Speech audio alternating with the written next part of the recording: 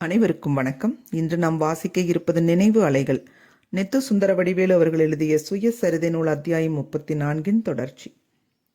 வீட்டில் வழி வழி வந்த பிள்ளையார் இருந்தார். நான் சிறுவனாக இருந்த காலத்தில் என் தந்தை நாள்தோறும் பிள்ளையாரை குளிப்பாட்டுவார், மலரிட்டு வணங்குவார். காஞ்சிபுரம் திருவிழாவிற்கு சென்ற போது நல்ல உலோக மாடம் ஒன்றை என் தாயார் வாங்கி வந்தார். என் வாலிப பருவத்தில் தந்தை பிள்ளையார் பூசையை கைவிட்டார். ஆனால் தாயார் அப்பொறுப்பை ஏற்றுக்கொண்டார். தந்தையார் அதில் குறுக்கிடவில்லை. திங்களுக்கு 3 நாள் இயற்கை குறுக்கிடும். அக்கம்பக்கத்து பிள்ளைகளில் ஒருவர் வந்து எங்கள் பிள்ளையாருக்கு செய்ய வேண்டியதை செய்துவிட்டு போவார். இந்த மாற்றத்தை படிக்கிற அன்பர்களில் பலர் எரிச்சல் படக்கூடும். அதை தவிர்க்கவும் இவ்வளவு புரட்சிகரமான உண்மையை ஒழிக்க என் உள்ளம் உடன்படவில்லை. நெடுநாள் வேரூன்றி போன கொடுமைகளை உபதேசத்தால் தொலைத்ததாக வரலாறில்லை. சில வேளை தலைகீழாக புரட்டி போட்டால் மட்டுமே தீமை ஒழியும். அப்படிப்பட்ட புரட்சியின் போது காப்பாற்றியிருக்கலாம் என்று பலர் கருதக்கூடிய சில அழிந்து போவதும் உண்டு. அதற்காக பழைய கொடுமைகளை சமுதாயம் பொறுத்து கொண்டிருக்கக்கூடாது. பொறுத்து கொள்ளுங்கள் என்று அமைதிப்படுத்துவது சமுதாய ஏணியின் 2வது 3வது படிகளில் நிற்கும் நான் பிறந்த சாதிக்கு வசதியாக இருக்கலாம். சமுதாயத்தில் 185 பேர்களுக்கு மேற்பட்டவர்கள் ஏனியின் கீழ்ப்படிக்கட்டுகளில் குழுமி குமைந்து கொண்டிருக்கிறார்களே, அவர்களுக்கு அது எப்படி மருந்தாகும்? எப்படி நீதி வழங்கும்? அத்தியாயம் 35. தந்தை பெரியார் அண்மை காலம் வரை நம்மோடு வாழ்ந்தவர், சும்மா இருந்தவர் அல்லர். தான் உண்டு தன் சொத்து உண்டு என்று நிம்மதியாக இருந்த வேடிக்கை மனிதர் அல்லர். கோடிக்கணக்கான ஏழை எளியவர்களின் போற்றுதலை பெற்றவர், சிலருடைய தூற்றலுக்கும் ஆளானவர். எச்சமுதாயத்திலும் சீரிய சிந்தனையாளர்களிடம் இயற்கையாக எழுகிற அரசியல் விடுதலை உணர்ச்சியை பெற்றவர்.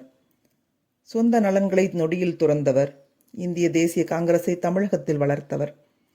அவரே எதிர்த்து போர் தொடுத்த காலத்தில் சட்டென்று அழிக்க முடியாத அளவு உறுதியாக வளமாக காந்தியத்தை தமிழகத்தில் ஓங்கி தழைக்கச் செய்தவர் ஈவே ராமசாமி பெரியார் என்பது மிகையல்ல.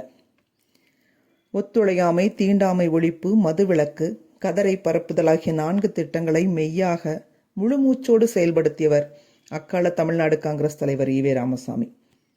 இத்திட்டங்களை நிறைவேற்றுவதில் பெரும் பொருள் இழப்பிற்கு ஆளானார். இன்னல்களுக்கும் சிறை தண்டனைகளுக்கும் ஆளானார். அது மட்டுமா?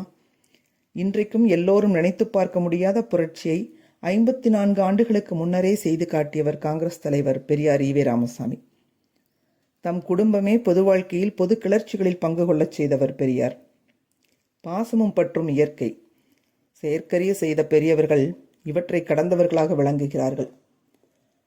தாம் கண்ணாக காத்து வளர்த்த காங்கிரஸை, அதன் தொண்டிலே பெற்ற பெரும் புகழை, அதன் தொண்டிற்காக திரட்டியிருந்த செல்வாக்கை ஒரு சேர உதறிவிட்டு காங்கிரசிலிருந்து வெளியேறியவர் ஈவேரா. பிள்ளை பருவத்திற்கு தைத்த சொக்காய் வாலிப பருவத்திற்கு சரியாக இராது. வேறு வழியின்றி அதை ஒதுக்கிவிட வேண்டியதே. அந்த நிலையில் இருந்தார் பெரியார். காங்கிரஸ் அரசியல் விடுதலையை மட்டுமே குறிக்கோளாய் கொண்டிருக்கிறது. சமுதாய சிக்கல்களை ஆயவும் ஆயத்தமாக இல்லை. எனவே விரிந்த தொண்டிற்கு இவ்வமைப்பு உதவாது. இந்த முடிவிற்கு வந்த ஈவேரா பொது தொண்டு விலை வாணிகராக நடந்து கொள்ளவில்லை, தியாகியாக நடந்து கொண்டார். காங்கிரஸை விட்டு வெளியேறி புதிய புரட்சிகரமான சுயமரியாதை இயக்கத்தை தொடங்கினார். சமுதாயத்தில் உள்ள பல்வகை கேடுகளையும் ஒரே நேரத்தில் தாக்கினார். 2000 ஆண்டுகளாக நிலை பெற்றுள்ளவை என்று தெரிந்தும் தயங்காது மலைக்காது சாடினார். சாதி ஏற்றத்தாழ்வை சாடினார். கலப்பு மனத்தை ஆதரித்தார். புரோகித மறுப்பு மனத்தை ஊக்குவித்தார். விதவை மறுமணத்திற்கு துணை நின்றார். பொட்டுக்கட்டும் முறையை ஒழிக்க உதவினார். சமபந்தி முறையை வாழ்க்கை முறையாக்கினார். சாதி பெயர்களை போட்டுக்கொள்வதை கண்டித்தார். பழமை விரும்பிகள் மிரண்டனர், முறைத்தனர், முழங்கினர். பண்டை சாத்திரங்களை, பழமை பழக்கங்களை குறுக்கே போட்டனர்.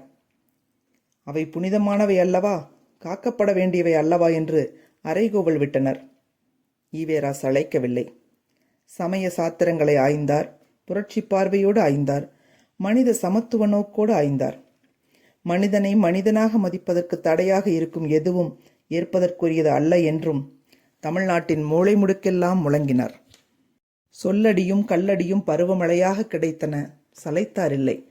மாயூரம் எஸ். ராமநாதன், பட்டுக்கோட்டை அஞ்சானெஞ்சன் அழகிரிசாமி, சாமி சிதம்பரனார், பூவாளூர் பொன்னம்பலனார், மாயூரம் எஸ்.வி. லிங்கம், குத்தூசி குருசாமி முதலிய போர் வீரர்கள் அன்று இருக்க ஈவே ராமசாமிக்கு குறையேது? தொடர்வோம். அலைகள் ஓய்வதில்லை.